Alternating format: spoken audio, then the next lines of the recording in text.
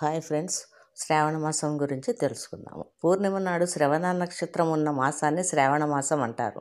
శ్రావణ మాసం అంటేనే స్త్రీలకు ఇంటిల్లిపాది పండుగలతో కూడుకొని ఉంటుంది. దాదాపు ఎక్కువ పండుగలు, నోములు, వ్రతాలు ఈ మాసంలోనే వస్తాయి. ఈ మాసంలో ప్రతివారం ఏదో ఒక విశిష్టత కూడుకొని ఉంటుంది. సోమవారము, మంగళవారము, శుక్రవారము, శనివారము, పౌర్ణమి, నాగుల చవితి చాలా విశిష్టతను కలిగినవి. సోమవారం శివుడి పూజకు, మంగళవారం వివాహమైన వనితలు నోచుకునే మంగళవారం నోములు, శుక్రవారం ఏదో ఒక పూజ చేస్తూ ఉంటారు. శనివారం వెంకటేశ్వర స్వామిని కొలుస్తారు. పౌర్ణమి, రాఖీ పూర్ణిమ, హయగ్రీవ జయంతి, కృష్ణాష్టమి, పోలాల అమావాస్య ప్రతిరోజు ఇంట్లో అంతా పండుగ వాతావరణం ఏర్పడుతుంది. స్త్రీలు నూతన వస్త్రాలు కానీ, పట్టు వస్త్రాలు కానీ ధరించే పూజలు చేసుకుంటారు. అలాగే ఈ మాసమంతా ఆచారాలకు, వ్రతాలకు చాలా ముఖ్యమైన మాసం అన్నమాట. భారతీయ సాంప్రదాయంలో ప్రతి నోముకు, వ్రతానికి ప్రాధాన్యం అధికం.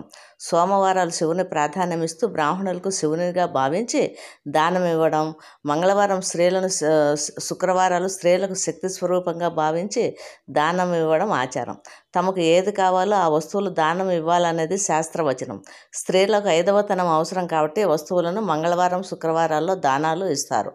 చంద్రమానసో జాతః అంటే చంద్రుడు మనస్సు కారకుడు. శివుడు తలపైన నెలవంక ఉంటుంది.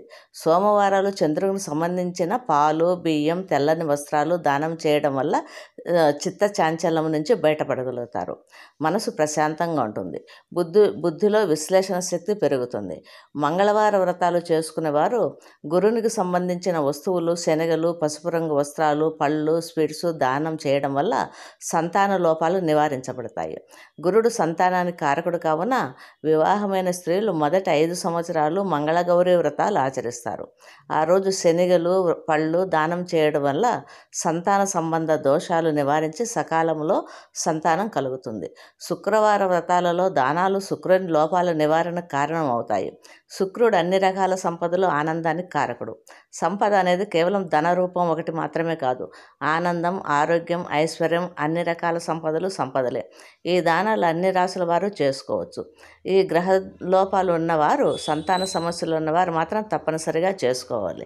అలాగే శ్రావణ మాసంలో 4 శనివారాలు హనుమంతుని గుడికి వెళ్ళి పూజలు చేయడం వల్ల ఏ గ్రహ దోషాలున్నా, శని దోషాలున్నా తొలగుతాయి.